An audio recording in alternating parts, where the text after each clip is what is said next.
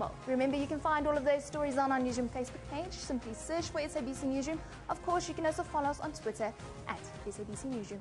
Eben, over to you. Yeah, thank you very much, Anine, and a very good morning if you've just joined us now. The meeting of the Portfolio Committee on Police to scrutinise SAPS strategy on safety and the prevention of police killings has just started at the National Council of Provinces building in Parliament. According to the committee chairperson, Mr. Francois Beukman, the killing of police officers has reached intolerable levels, and any strategy intended to curb this needs to focus more on preventative measures rather than reactive. Now, early this year, the SAPS tabled a strategy on how they intend to combat police killings. The committee members, however, expressed concern with some of these measures. They resolved that a more comprehensive strategy focused on technological measures be tabled again, hence the meeting of today. Now, our parliamentary reporter, Lucanio Talata, had an interview with the chairperson of the Police Portfolio Committee, Francois Beukman.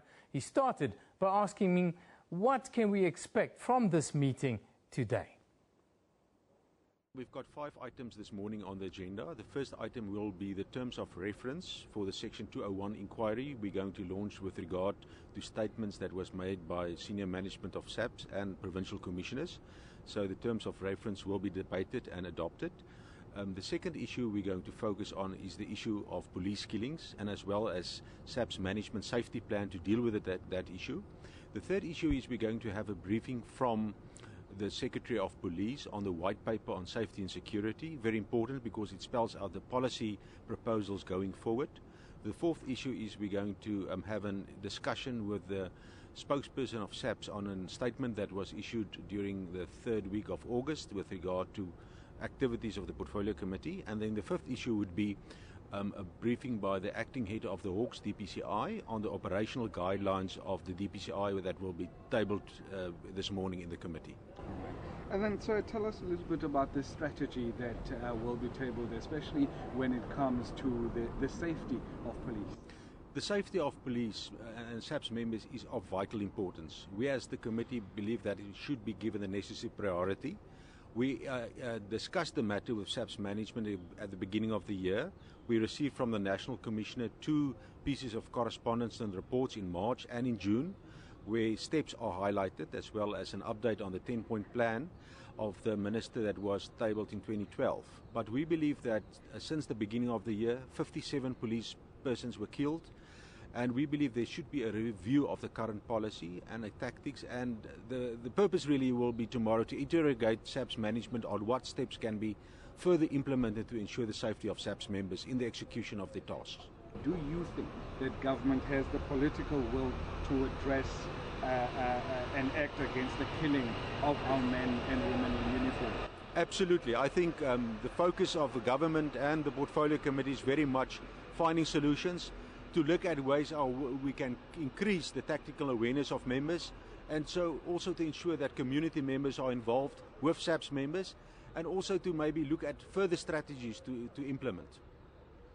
With the number of police killings, 57 this year alone, and the talk that we must demilitarize the police service, how do we do that under the current situation? Well, demilitarization is more to do with in terms of the ethos, the approach, professionalism, and how we interact with communities. Because the view is you must have a civilian approach dealing with the members of the public. But in terms of tactical awareness, being ready for high-profile interventions with crime syndicates, of course, the Portfolio Committee will support that. But again, conduct of members is a matter that needs attention. We, of course, the Independent Police Investigative Directorate is there to deal with that, but also SAPS internally. One of the most crucial aspects about the committee is to return the police service to being a crime enforcer in the country. How do you do that, returning them to being an enforcement agency, a strong one, but without giving them a carte blanche essentially to go out there and commit some of the crimes that we've seen that police officers commit?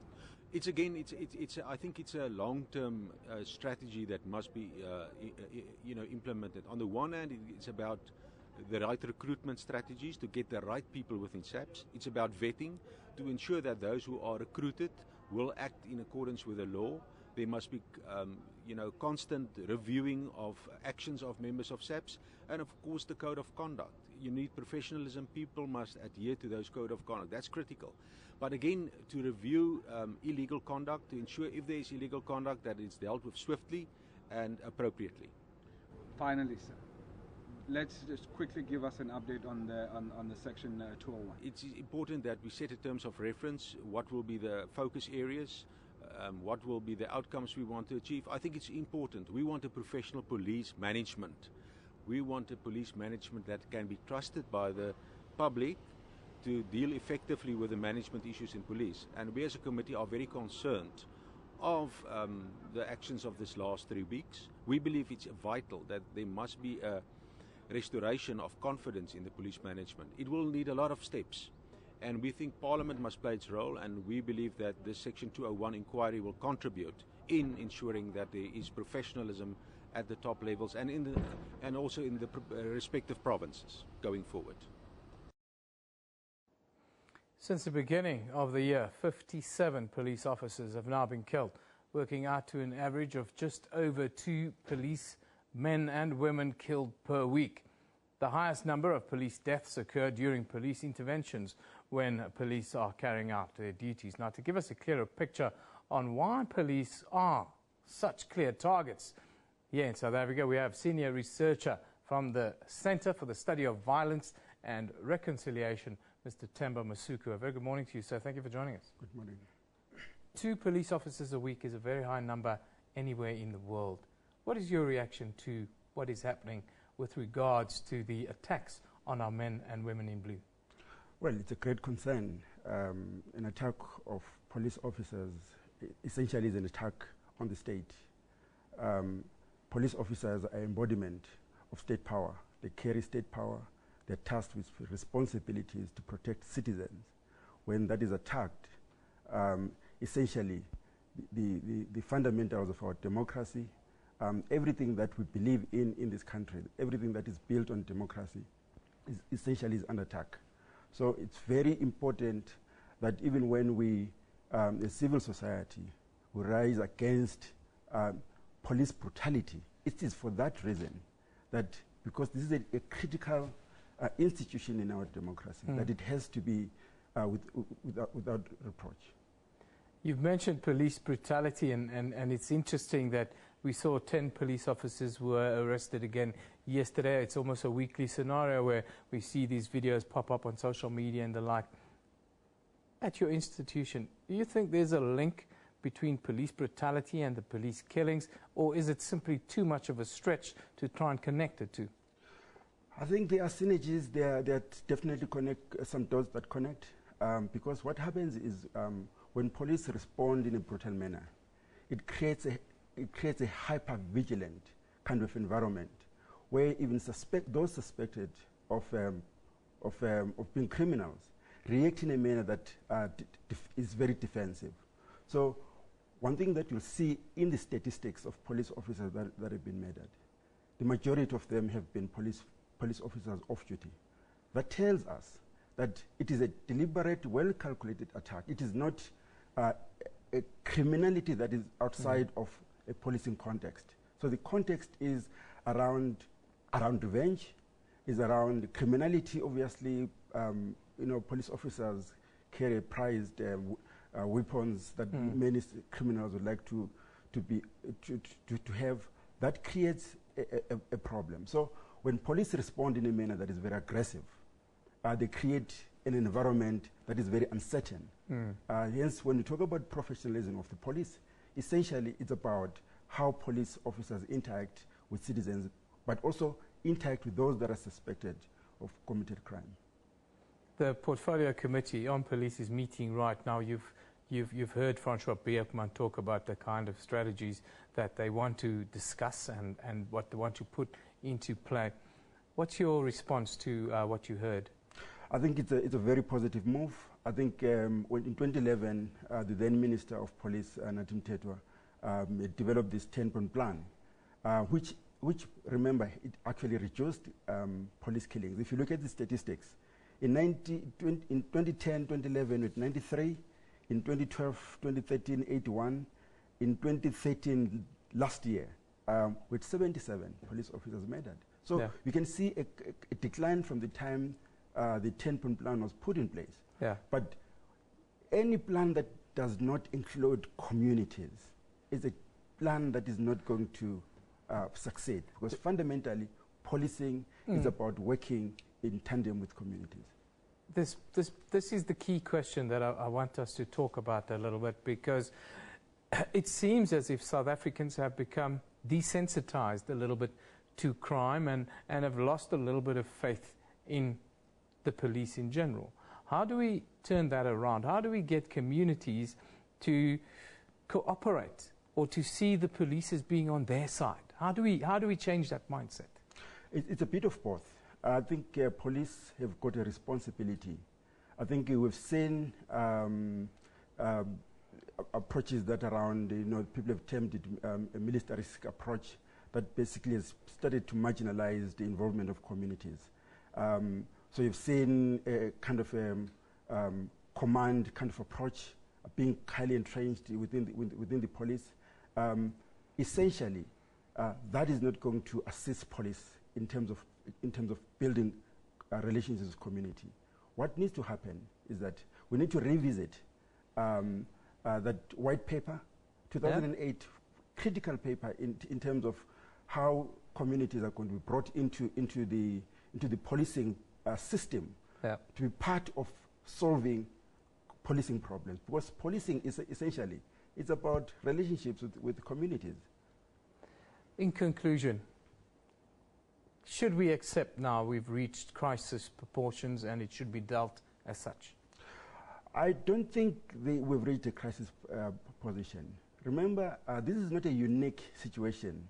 Police killings happen in very sophisticated countries with very sophisticated police services. In the US, for example, police officers are also murdered.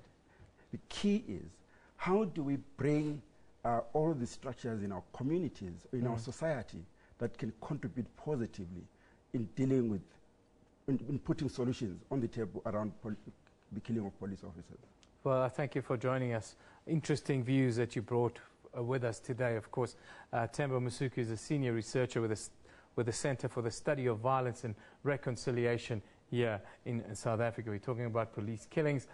There's also been quite a few instances of police brutality. Are the two intertwined? Well, 10 policemen were formally charged again yesterday for allegedly torturing and killing a suspect in custody. They arrested Kutazile Mbendu in connection with theft in December of last year. Mbendu is alleged to have been beaten up en route to the police station. He died 4 days later in hospital due to the nature of his injuries. These are some of the views that have been coming in on social media with regards to this, but also some of the other incidents we've seen. John Don talks about police brutality in South Africa is bad. Mpatanisi Ntabela says, police brutality versus civilians brutality. What's going on in South Africa? That is the question that, well, that's before the Portfolio Committee today. Lutanda says police brutality seems to be becoming a thing in South Africa. The world, actually. Yes, that's what our researcher says as well. Kate Lorimer says, Douglasdale police accused of brutality have now been suspended. About time. There's a different view. Now, let's take a look at the picture of the day. This one comes from TCS South Africa. It's captioned, it seems like the only way to beat Usain Bolt is to run him over with a Segway. That is what happened yesterday. Of course, after he won the 200 meters. Fantastic race. Of course, South Africa's Anaso Jobodwana finished in third place. A very, very creditable performance. Now, let's take a look at the front pages from around the globe. Starting in China, the South China Morning Post reports that two more top Sitting securities executives were named as having been taken away by mainland police as part of an investigation into illegal securities trading as Beijing toughens its stance on what it calls malicious short selling. Moving to Nigeria, the Vanguard reports that President Muhammadu Buhari's appointment yesterday to the Secretary to the Government of the Federation, his Chief of Staff, and 4 others was greeted by angry reactions, as some describe it as lopsided and sectional. Finally, in Europe, the Times, there you will see Usain Bolt was celebrating his win in the 200-meter sprint at the World Athletics Championships when the Cameroon lost control of his motorized Segway scooter as it rolled over a post and crashed into the runner's legs. I can tell you that Usain Bolt got up in a flash and smiled, shook the man's hand, didn't make a big fuss of it. What a champion. Let's now take a look at what's happening in our courts here in South Africa today. We start in Johannesburg, where DJ Donald Tsebole, his trial is expected to continue. The state is expected to conclude its cross-examination of psychologist Satasivan Cooper, and the defense is expected to wrap up its case. Then in Pretoria, the Independent Police Investigative Directorate head, Robert McBride, will continue his application challenging the Constitution regarding Police Minister Nathi Nhleko's powers to suspend him. Police Minister Nathi Nhleko suspended McBride in March and ordered that he must face charges of gross misconduct at a disciplinary hearing. And then in Durban, the sentencing procedures for 25-year-old Blaine Shepherd, who was found guilty of the culpable homicide of former Royal Marine Brett Williams at a rugby match 2 years ago, will take place in the regional court there. Now, as part of our series on connecting with the continent, the author of the book, Terry Bean, is also a brand builder and social entrepreneur, has been asking our brothers and sisters in different countries across Africa to share with us their feelings, aspirations, and views, not just on the continent, but also on their own countries. This week, Terry met with a group of young people in Botswana, and here's what they had to say about their beautiful country.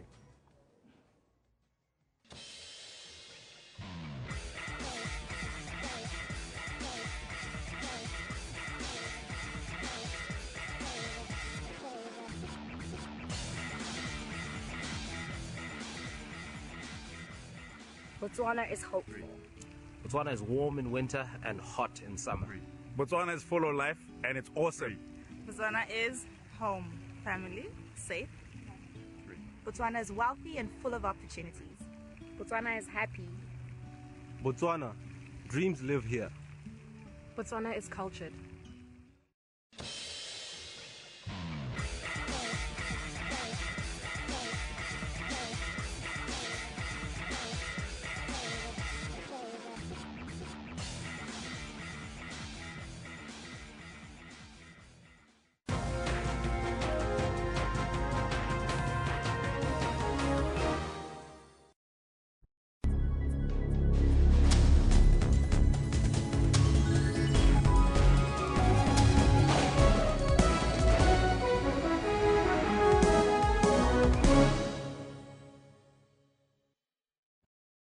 It's a favorite minister here.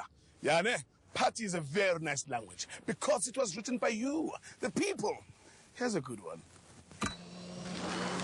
Pry hard, an individual who pries against all odds. Hoy! Give me water! Lead the way with a bottle of Scottish Leader for $119.99 and help make party South Africa's 12th official language. Tops at Spa. Shake things up.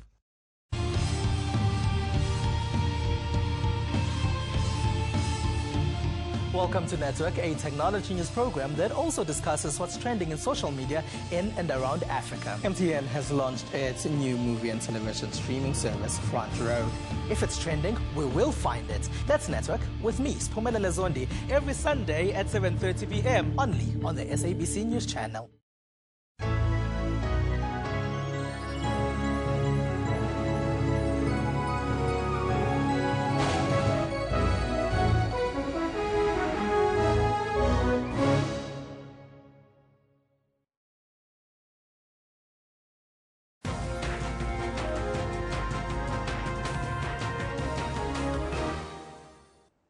Welcome back. Now, as the clock races towards December 2015, when a new global treaty on climate change is due, African countries face competing priorities. Already suffering the effects of climate change, they naturally support efforts to minimize the emissions of global greenhouse gases.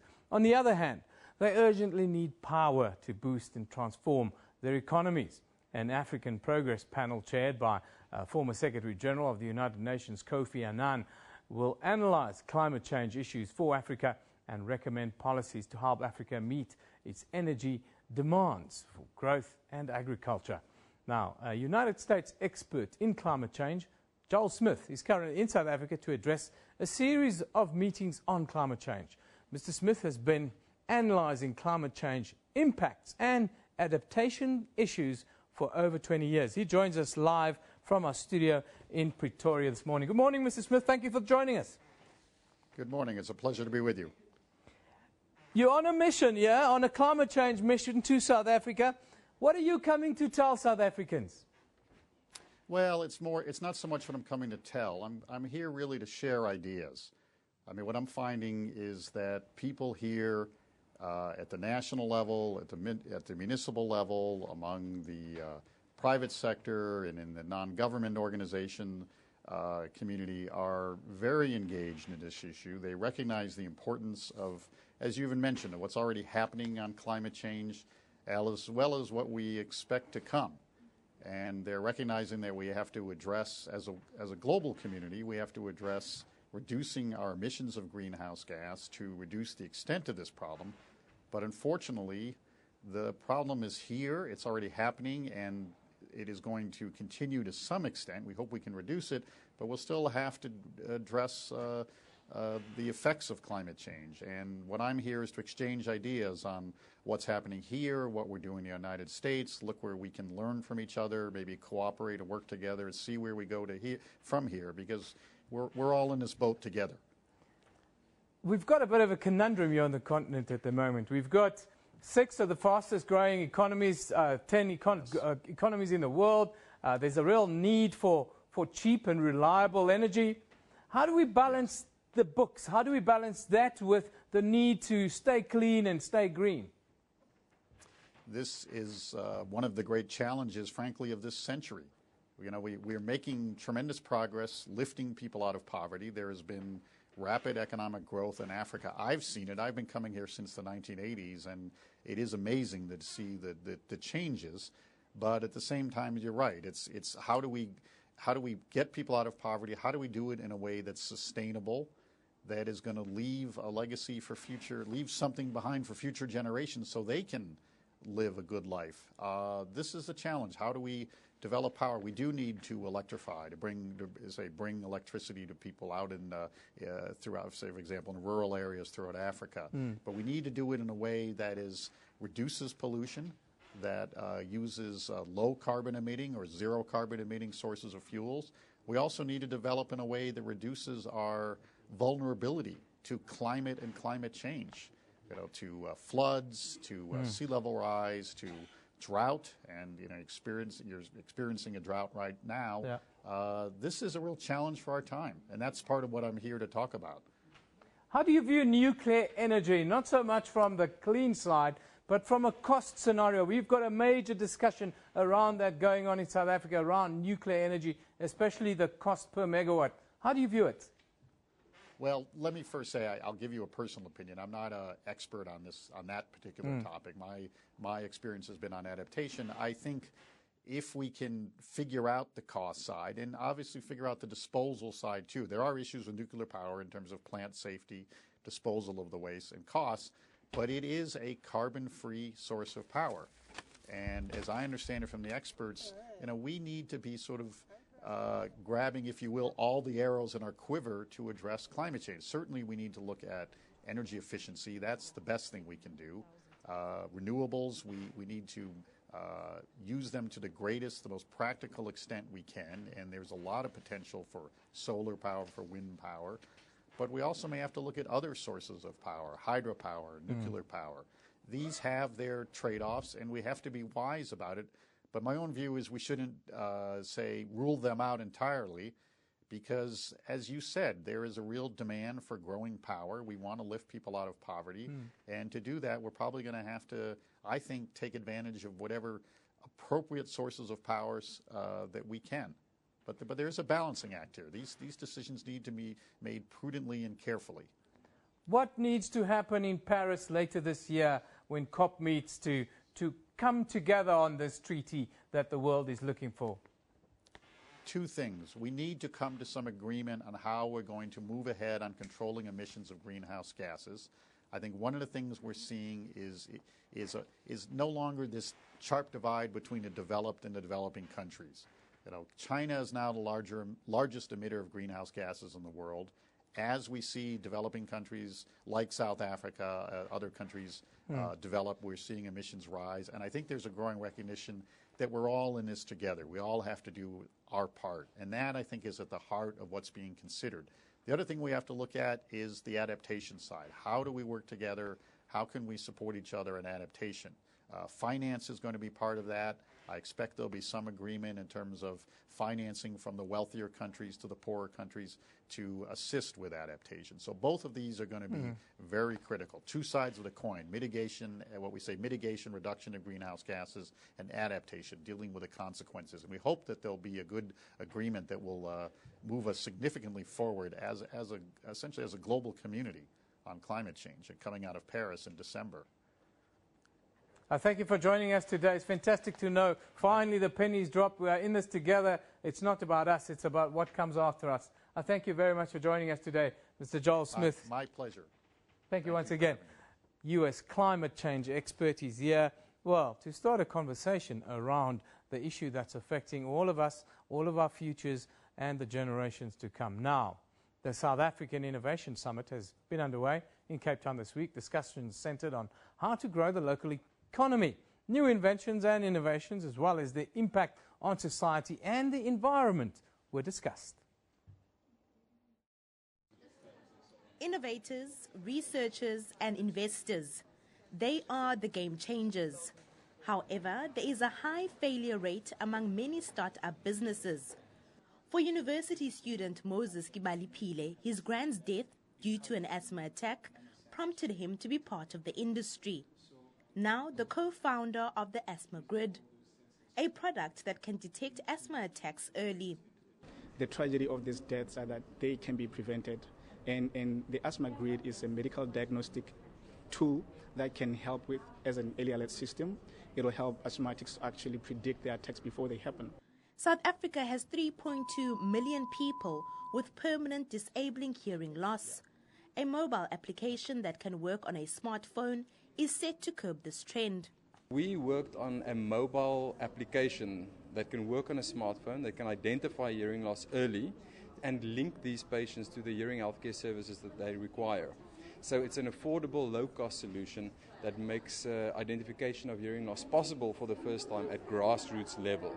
When things are ready for commercialization, that is the space that we will enter, and we will assist these entrepreneurs, these idea makers to take their ideas to the market and make a profitable venture out of creating ideas.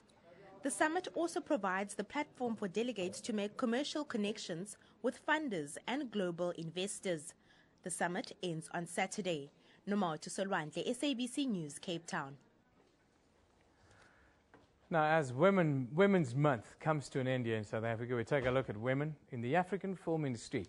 The business of film is rapidly evolving on the continent, exposing new talents and allowing women the opportunity to showcase their interest in filmmaking. Next year, the inaugural South African International Film Festival, also known as Rapid Lion, will take place from the 12th until the 19th of March and will focus exclusively on African cinema. Now, joining us today is Rapid Lion's Musa Webani. Very good morning to you, my dear. Thank you for joining us. Thank you very much. Now, we've seen here the South African film industry is going through a bit of a boom patch, drawing a lot of international attention. In terms of incorporating women into this boom, is it working? Of course it's working. Women more than ever are telling their stories correctly. They're making great films all over the world. Terry Peto is now recently a producer of a film. Sihle Hlophe's film, who was shown at the Zanzibar Film Festival and won an award. And so filmmakers, and particularly women filmmakers, are making waves all over the continent and all over the world. I mean, the Salmo film was also directed by a woman. And so our festival really focuses on African women, South African women, and women of the diaspora. And when I say women, like all filmmakers from those territories, including the BRICS countries. And so we're getting great films from filmmakers all over the world who are just excellent at what they do. Filmmaking though, in front of camera, that's one aspect. But the one criticism of the film industry has always been that it's been very male-dominated behind the camera, the technical aspects of it, the camera people, the clapper loaders, these kinds of roles. Are we seeing a change where women are starting to move into those kinds of roles as well? We definitely are. We definitely are. I mean, I mentioned Terry Peto, who's now a producer of a film. So she's no longer just in front of the screen. She's also involved behind the screen. And her film, Ayanda, which was also directed by another woman, Sarah Blecher. And so we're beginning to really see women come to the forefront of filmmaking and being in those decision-making roles. Rapid Lion. I love the name for the International Film Festival. I think it's fantastic. It kind of says everything about where we are as a country. Tell us about the film festival. So Rapid Lion is basically the premier marketing tool for films made in South Africa, Greater Africa, the African diaspora, and with the BRICS countries. And so what we're trying to do is bridge the gap between where these territories are in the developing world in terms of their film. We want to be the Cannes of Africa and the Oscars of Africa. We really just want to promote excellent, great films coming out of these territories that no one really knows about. Are we going to see minority languages starting to make their way in the film industry? Is this going to be that kind of platform? Of course, every single film that is made greatly and is an excellent film and is of great quality and is a good watch will be featured in our festival. What we really are about is excellence. So if we have 5 great films in Tshivenda, you will watch 5 great films in Tshivenda, regardless of what language they're made in. And because really we are about the greater diaspora and Africa as a continent, and I mean BRICS with the Russian films and Indian films, we really are very open to language being promoted in our film festival. Sihle Hlophe's film, for instance, is made in Siswati. And that film is going to be shown at our festival as well, because we really are about that. We're about putting everyone who was never seen before at the center of filmmaking and promoting their films and marketing their films correctly. Now, when we talk about film specifically, you know, as a young person, it's almost seems like the unattainable dream. It's so big to think like that. How do we better introduce our young people into the film industry, and how do we make this an attainable dream instead of the pipe dream? Like, we make it, you know what South Africa has really done with music is amazing. I mean, with the summers and all those the awards shows and how singers come together and they dress up and they look good, and everyone wants to be a DJ. Like, you meet a kid in the corner, and we can create that with this film festival as well, that we create the buzz around, the glamour around film, and make that an accessible thing, make that an attainable thing, and understand that this is our thing, and we have to show up for it and look good for it and present it well. And what we're doing with Rapid Lion is that we're trying to be that. So we come and we market your tool, we market your film, and you come up and you dress up and you win a Rapid Lion award at the end of the evening, and you feel great about your work. And that, by doing that, we're fostering excellence. We're making other people sort of say, I want to make a film that can win a Rapid Lion because I want to do great things as well. And so that's what we're doing with the festival, is that we're trying to ignite the passion for film once more. Well, you are, and you are a passionate person yourself. I love that. Thank you for joining us this morning, Rapid Lion's Musa Gwebani. We're talking about film on the continent, and let's hope one day we will have a moment where you win a Rapid Lion and you make a speech. Trust me, I will never win one of those. Thanks, Musa, for coming in and talking about film. Now, shortly we're going to deal with the Springbok coach. Of course, Heineke Meyer is due to announce the 31-man World Cup squad in Durban later today. Yes, some of your comments, of course, a very, let's call it, divisive scenario that's played up. We need to be careful not to demoralize the team picked to represent South Africa while taking government to task on development, says Kolani Ndimba. Yes, that is the balance. Aviwe Mgijima says the day has arrived. Springbok squad announcement. SA's Twitter fingers will be working overtime. Yes, they will. Everyone has a view on it, don't they?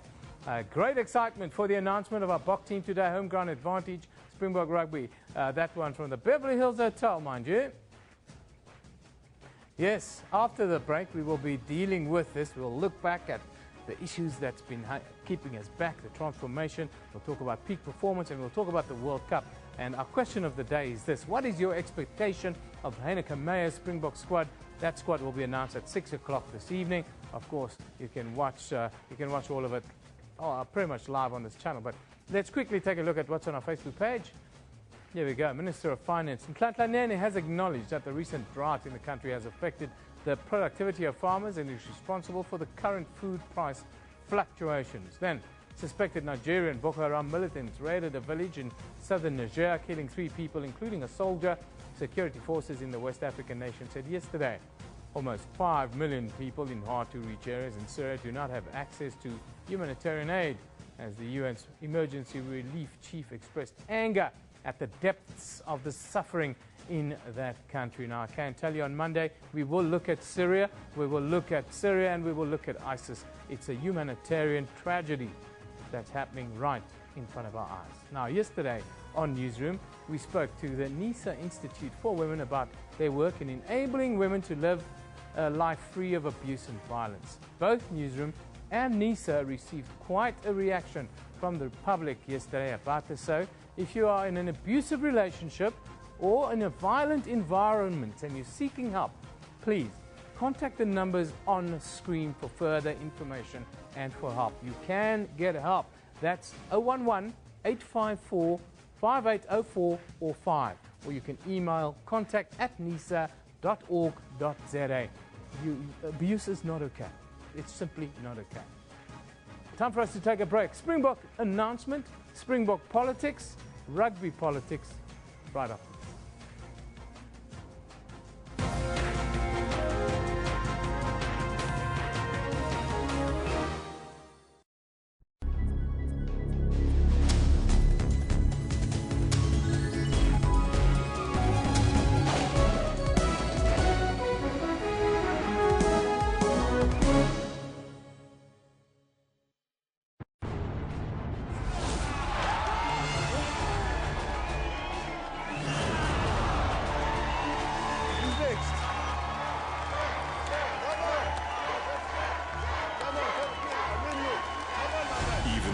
Of us need support.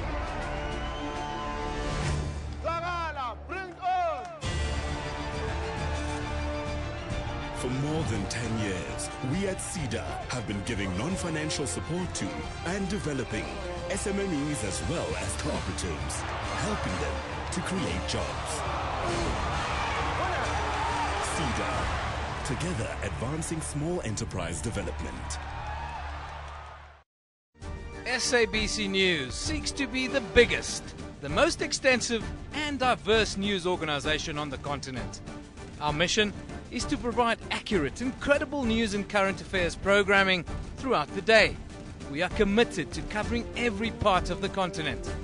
We reflect the world to Africa and Africa to the world. SABC News, Africa's news leader. Now available throughout the continent.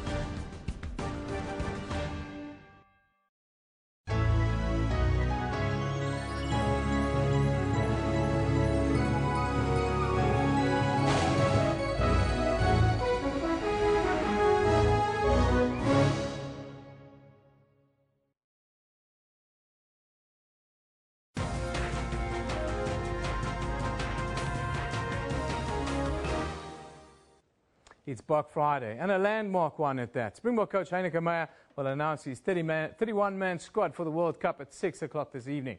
Minister of Sport, Vigile Mbalula, has called on all South Africans to support the Boks in their bid for a third World Cup title. But Meyer has proven to be a divisive figure here in South Africa.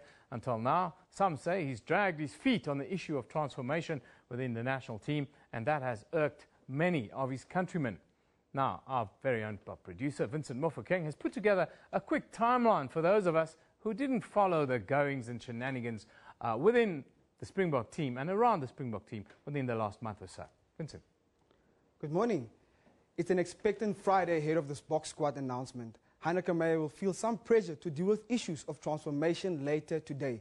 It's certainly not the first time that this problem has been addressed in South Africa.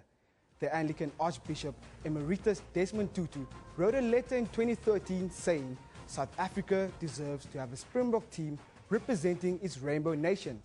Tutu criticized the South African Rugby Union for the slow pace of transformation in the team and said it was particularly hurtful to see the selection of black players as peripheral squad members never given the chance to settle down and earn their spurs. Then last month, Trade Union Federation COSATU raised quite a few eyebrows when they jumped in the middle of this discussion. The provincial secretary, Tony Ehrenreich, on this show said a group of black Springboks approached them about their unhappiness with the selection policy of the Springbok coach. There clearly needs to be a hard look at what we do in transformation. And while the players are a big part of it, it's a general trend within SARU that's not sensitive to what it is we agree to as a society when we said we were going to build a nation that respects all of our history and all of our ambitions for the future. And that's the fundamental question that confronts SARU. COSATU, in a statement that was released last Tuesday, slammed the lack of transformation in South African rugby, suggesting that black players have been excluded to make place for Springbok coach Heineke Meyer's white favourites. Former Springbok coach Peter de Villiers has been the most vocal critic of Meyer, saying he underestimated the intelligence of black people in South Africa. De Villiers continues to criticize Meyer on transformation.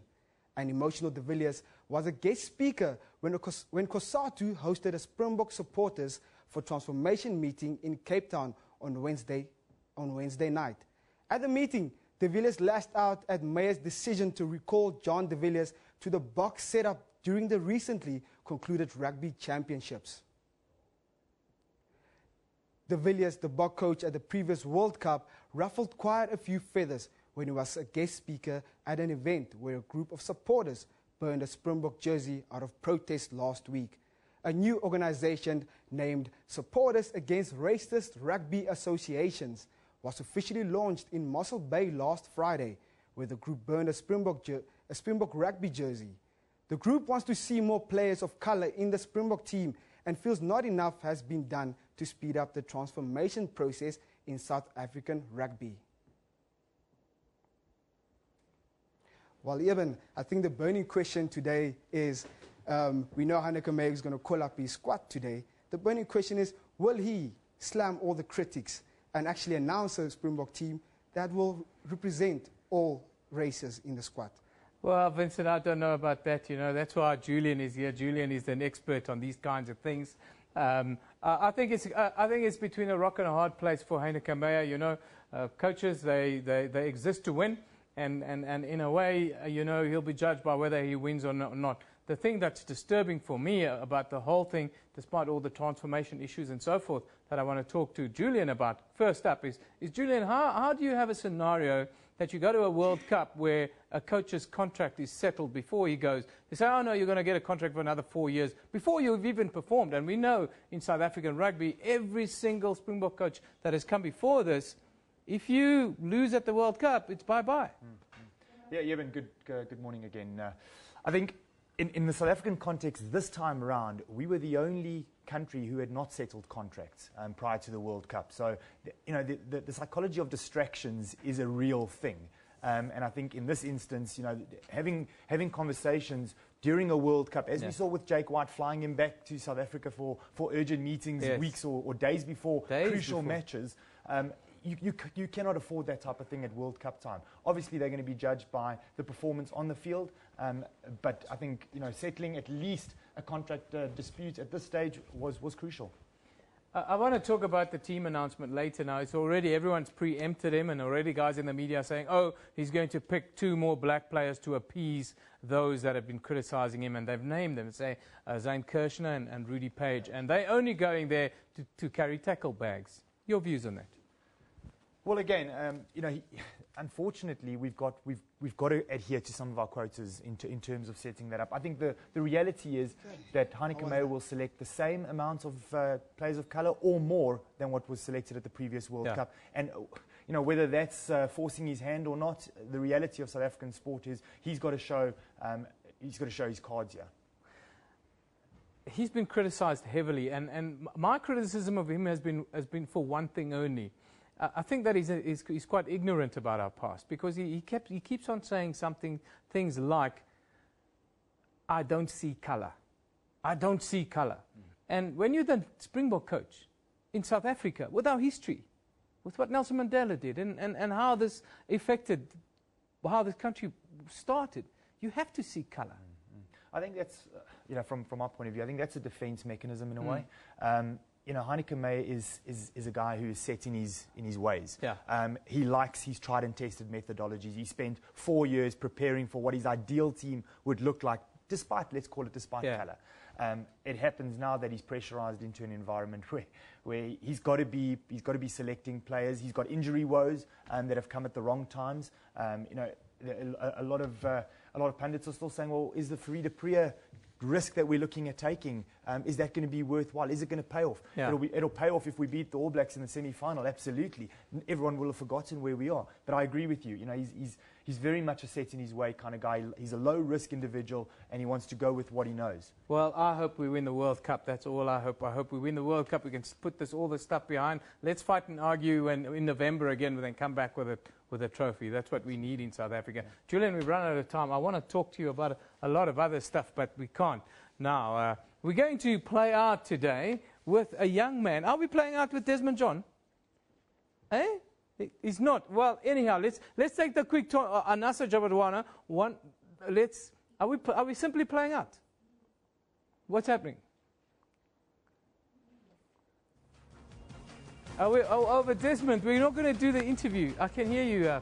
But let's play out with this young man who is absolute stunning performer. 17-year-old Desmond John. We're going to bring him back for a proper interview. But let's play out because we've run out of time because of the box, unfortunately. Sorry, Desmond. Let's play out. See you on Monday.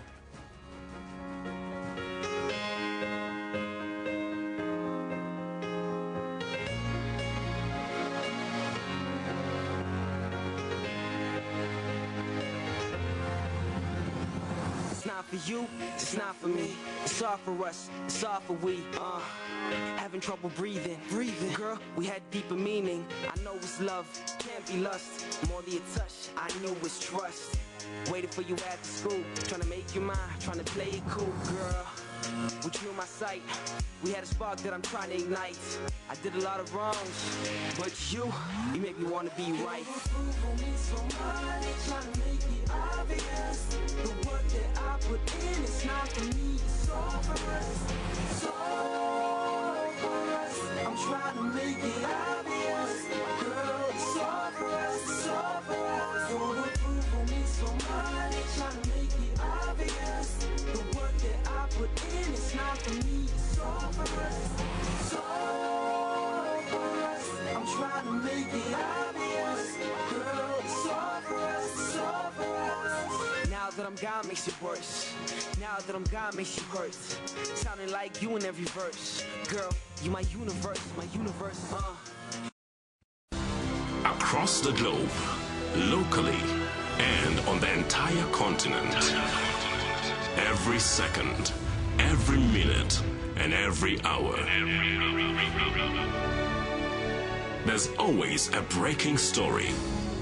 We commit to giving you the most important, significant, and interesting news. That's why it is not a surprise that more Africans are tuning to SABC News to find out what is happening. Because when news break, we've got you covered. SABC News, Africa's news leader.